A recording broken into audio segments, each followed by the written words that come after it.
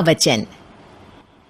स्वाति ने इसी साल शहर की कॉलेज से पढ़ाई पूरी की है और अब उसके लिए जगह जगह से रिश्ते आने लगे हैं। स्वाति से ज़्यादा उसके रिश्तेदारों को उसकी शादी की चिंता है, इसीलिए जो भी स्वाति के घर आता वो किसी नए लड़के की खबर ज़रूर ले आता।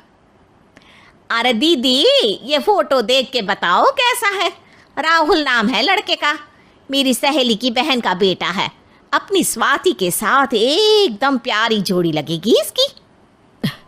ज़रा दिखाना, फोटो तो बढ़िया लग रहा है। कोई गलत आदत वादत तो नहीं है ना इसे? और कमाता कितना है?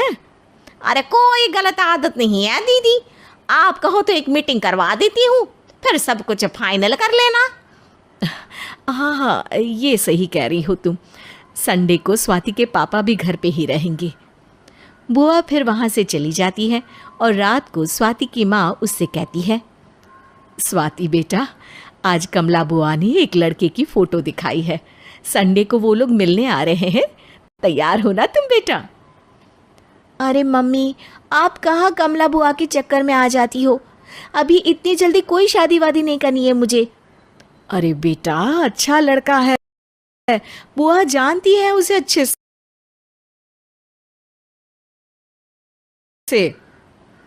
हाँ स्वाति बेटा, एक बार मिल तो लो, बाद में देखेंगे आगे क्या करना है।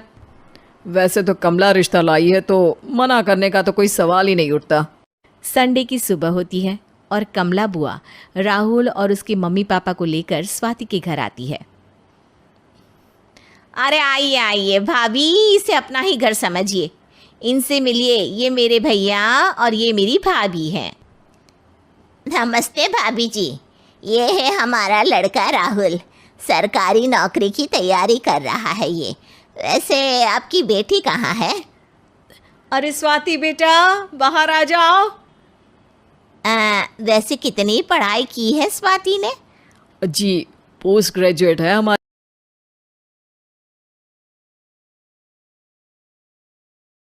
बेटी साइंस में।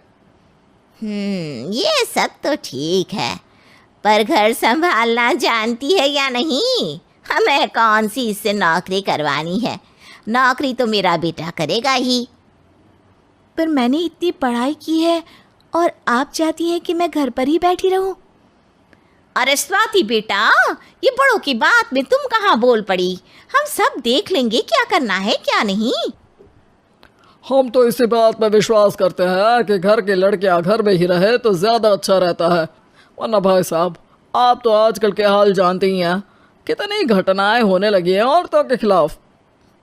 स्वाति बेटा, रसोई का काम तो पूरा जानती हो ना? शादी के बाद तुम्हें ही संभालना है वो सब। अरे बहुत अच्छा खाना बनाती है ये, आप सब लोग इसकी तारीफ करते नहीं थकेंगे। लो भाई, हो गई मीटिंग, अब शादी की तारीख फाइनल कर लेते हैं, क्यों भैया? भाई, हम तो पंडित जी से चर्चा करने के बाद ही तारीख फाइनल करेंगे। सालों से हम उनकी बातें मानते हुए आ रहे हैं। लड़के वाले और कमला बुआ की बातें सुनकर स्वाति एकदम नाराज़ हो जाती है और उसे लगने लगता है कि शादी के बाद उसे घर पर ही बैठना पड़ेगा। लेकिन घर वालों के आगे उसकी एक नहीं चलती और उसे शादी के लिए हाँ कहना पड़ता है। शादी का दिन आ जाता है और सब मंडप में जमा होते हैं। अब फेरों का समय हो गया है, अब कन्या अपने वर से 7 वचन मांगेगी। आप किसी धार्मिक आयोजन में जाएं तो मुझे भी ले जाएंगे। आप मेरे माता पिता का भी बराबरी से सम्मान करेंगे, हमेशा मेरा साथ निभाएंगे। आपको दोनों परिवार की जिम्मेदारियां बखूबी निभानी होगी। हर ज़रूरी बात में मेरी भी राय लेंगे। आप सभी गलत आदतों से दूर रहेंगे। आप मेरे अलावा किसी और औरत से कोई गलत संबंध नहीं बांधेंगे।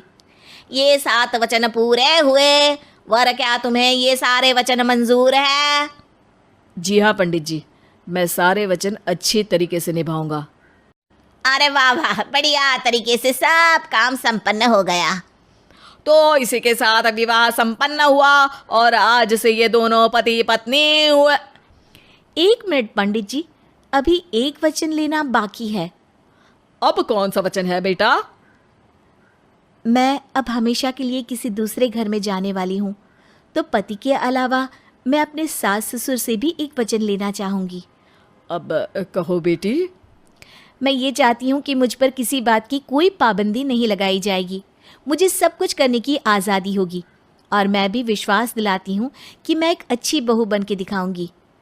स्वाति की बात सुनकर उसके सास ससुर एकदम चौंक जाते हैं और कुछ बोल नहीं पाते कि उतने में कमला बुआ बोल पड़ती है। अरे बेटा, ये भी कोई कहने की बात है? रानी बन के रहोगी तुम तो। वचन देने से पहले सोच लीजिए, क्योंकि शास्त्रों में वचन ना निभाने वालों के लिए नरक से भी बदतर सजा लिखी है।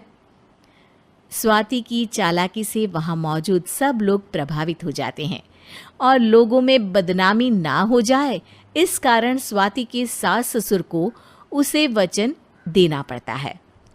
और कैसी अपशकुन वाली बातें कर रहे हैं आप पंडित जी? हमें मंजूर है बेटा तुम्हारी शर्त।